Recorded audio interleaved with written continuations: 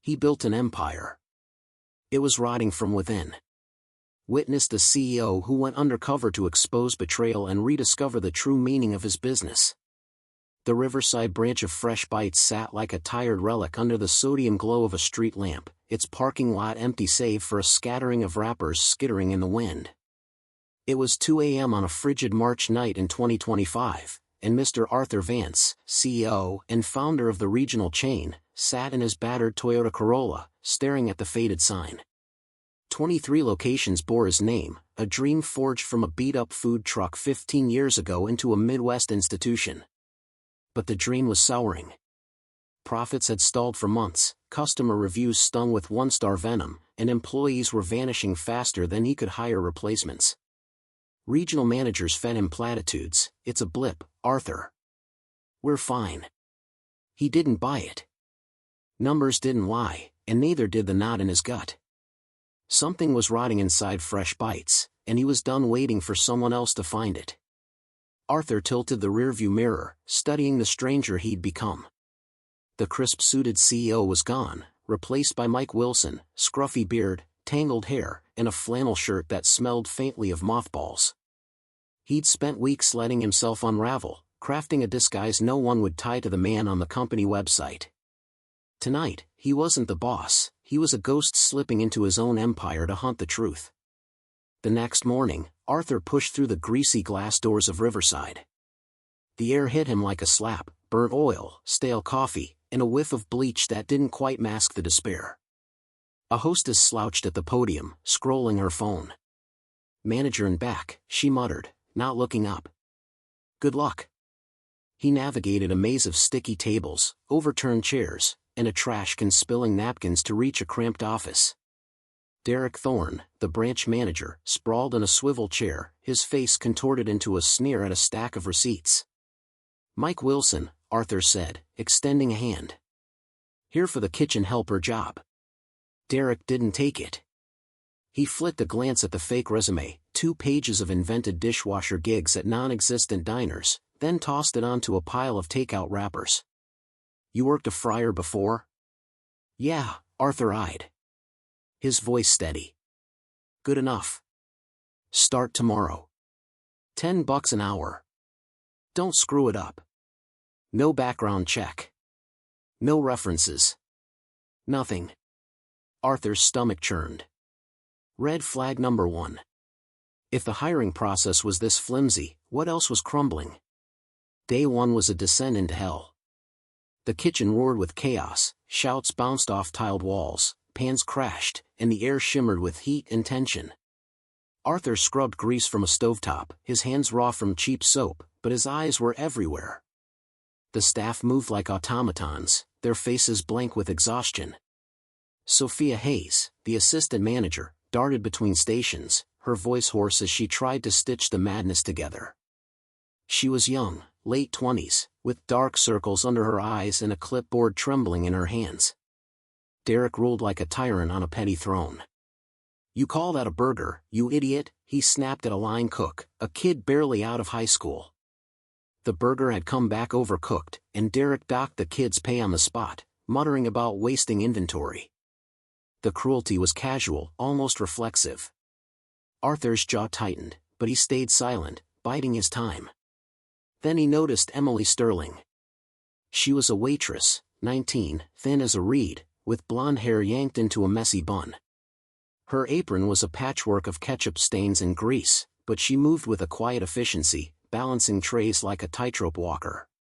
During a slow moment, he saw her slip a half-eaten dinner roll into her pocket, her movements quick and guilty. He found her out back by the dumpster.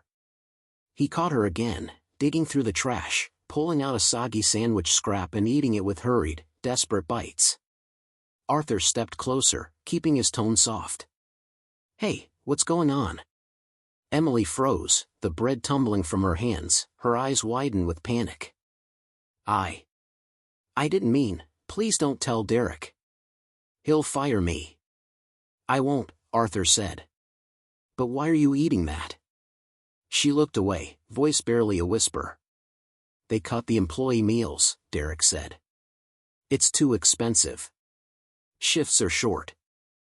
I don't have enough at home. Her words broke apart, fragile as glass. Arthur's chest tightened. Emily was a high school senior working to help her single mom pay rent in a crumbling trailer park. This job was supposed to save her, not starve her. The days stretched into a grim marathon. Arthur scrubbed, chopped, and listened, piecing together a mosaic of dysfunction. Derek wasn't just a bully, he was a parasite. Paychecks arrived with mysterious deductions, uniform fees, equipment damage that no one could explain. Leftover food, once donated to local shelters per company policy, now filled the dumpster. Customers grumbled about soggy fries, cold burgers, and watery soup, but Derek shrugged it off, pocketing tips meant for the staff. One night, Arthur lingered after his shift, wiping down counters as Sophia confronted Derek in the office. Her voice trembled with frustration. "We're bleeding people, Derek. Emily's on her last legs. She's eating trash to survive. We need more hours. Better food. Something. Shut your trap." Derek barked. "Corporate doesn't give a damn about your whining. They want numbers. Keep pushing, and you're out the door." Sophia stormed out, slamming the door so hard the frame rattled. Arthur caught a glimpse of tears on her cheeks as she disappeared into the room. His fists clenched. This wasn't just mismanagement, it was a betrayal of everything Fresh Bites stood for. The next day, he saw Emily stumble. She was clearing a table when her tray slipped, sending a glass of soda crashing to the floor. Derek materialized like a vulture. "That's coming out of your check, princess," he sneered. "Clean it up, and don't expect overtime." Emily nodded mutely, her hands shaking as she swept up the shards. Arthur wanted to intervene, but he held back. He needed more proof, not just instinct. Then came the breaking point. It was a busy Friday night, the dining room packed with impatient customers. Emily was juggling 5 tables when a burly man in a trucker hat flagged her down. "This chicken's raw," he bellowed, shoving the plate at her. The half-cooked breast glistened under the lights, a pink streak at its center. She stammered an apology, rushing it back to the kitchen, but Derek intercepted her at the pass. "You stupid girl," he hissed, loud enough for the whole staff to hear. "That's on you. Pay for it or pack your bags. And don't cry. I don't have time for your drama." Emily's face crumpled, her shoulders heaving. She tore off her apron, threw it on the floor, and bolted for the exit. The door slammed behind her, a gunshot in the silence. The crew stared, stunned. Arthur's blood boiled. He couldn't wait any longer. The next shift, Arthur walked in with purpose. The kitchen hummed with its usual chaos, but the air felt heavier without Emily. Derek Thorne lounged at the counter, counting tips he hadn't earned, his smirk oily as the fryer grease. Arthur stepped into the center of the room, raising his voice above the din. "Everyone, listen up," he said. Heads turned, eyes blurry with fatigue.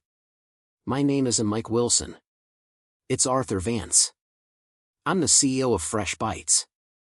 The room erupted. Gasps. Curses. A dropped spatula clattering on the tile. Derek's sneer vanished, his face paling to a sickly gray. "What the hell?" "I went undercover to see what's really happening," Arthur said, locking eyes with Derek. "And I found a disgrace. You steal from paychecks. You trash food while your staff starves. You bully kids like Emily into quitting. You're done, Derek. Pack your stuff and get out." Cheers broke out, ragged but real. Sophia Hayes' jaw dropped, a flicker of hope cutting through her exhaustion. Derek slunk toward the door, but he paused, turning with a venomous glare. "You think this ends here, Vance? You got no idea what's coming." The threat hung like smoke, thick and choking. Arthur brushed it off. "Sophia, you're interim manager. Emily's getting her job back, with a raise. I'm sorry I let this happen, but it changes now." The crew dispersed, first buzzing with shock and relief, but Derek's words gnawed him. What did he mean? The next 2 weeks were a whirlwind. Sophia stepped up, running Riverside with a steady hand, firm but fair. She reinstated brakes, cleaned up the schedules, and ordered fresh ingredients. For the first time in months, Michael tracked down Emily at her mom's trailer, a sagging double-wide on the edge of town. She stood in the doorway, weary, her apron still crumpled in a drawer. "I'm sorry," Arthur said. "You didn't deserve that. Come back. You'll get a raise, and we're fixing things." Emily hesitated, then nodded. "Okay, but only if it's different." She returned the next day, her spark flickering back as Sophia trained her for a supervisor role. Free meals returned, hot, hearty plates for every shift.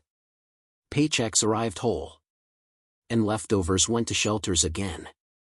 Arthur rolled out new rules across the chain. Every corporate suit had to work a restaurant shift yearly, no exceptions. He thought the worst was behind them, but the unease lingered. Derek's parting shot echoed in his mind, a splinter he couldn't pull.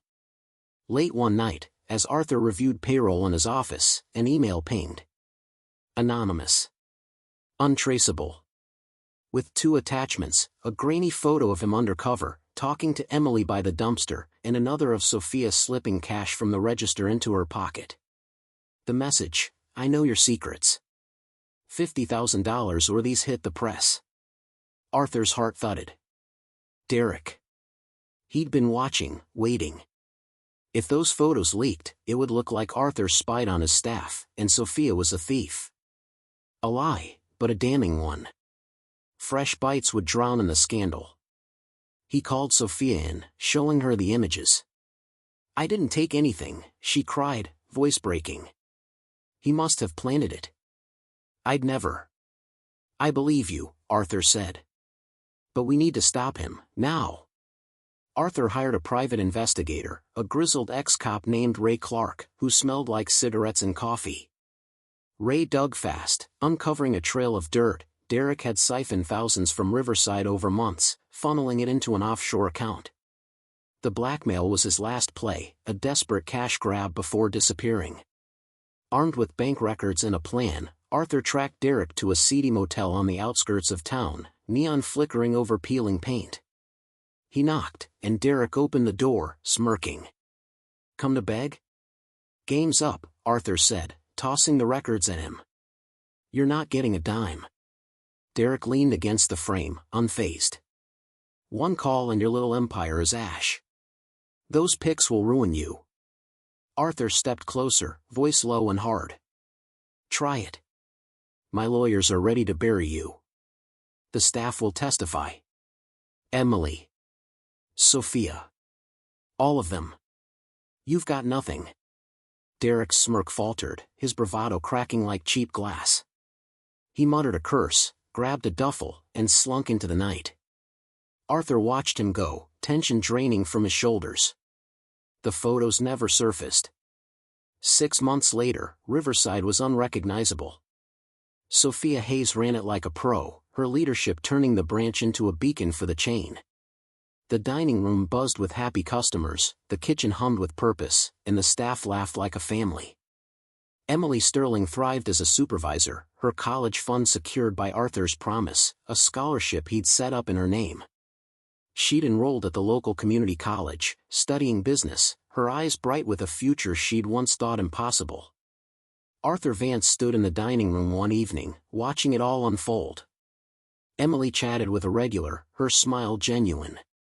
Sophia checked on the kitchen, her clipboard steady now. The crew moved with a rhythm born of trust, not fear. He'd gone undercover to save fresh bites, but in the end, they'd saved him. The chain wasn't just about profit anymore, it was about people, the mission he built it on and nearly lost. Derek was gone. The shadows lifted, and the road ahead was clear. He stepped outside, the cool night air washing over him. The sign glowed above fresh bites. For the first time in years, it felt true. If this story of transformation and justice touched your heart, don't forget to subscribe to the channel for more stories that remind us that a person's true value can never be measured by the color of their skin, the clothes they wear, or the work they do, but by the difference they make in the lives of others.